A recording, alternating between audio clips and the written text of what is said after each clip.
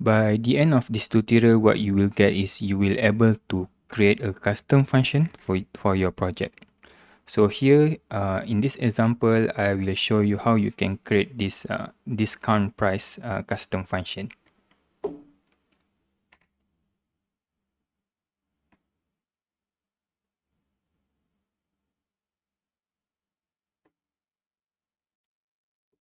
Here I have a dummy data. So in this dummy data, I have product, price, and also discount. So I want to calculate the final price based on the original price and also the discount.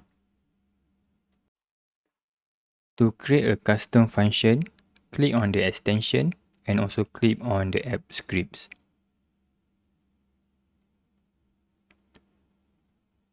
You can rename your project.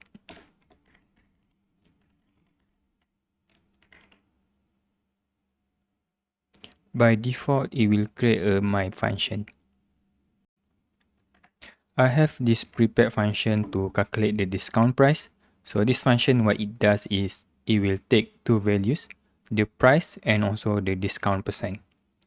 After you have paste your function, what you need to do is you can click on run to see if you got any error.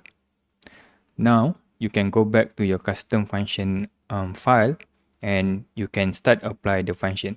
So based on the function name is discount price. You can find it here.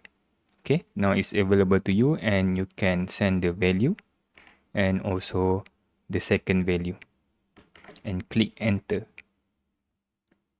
Now you have the final price based on your custom function.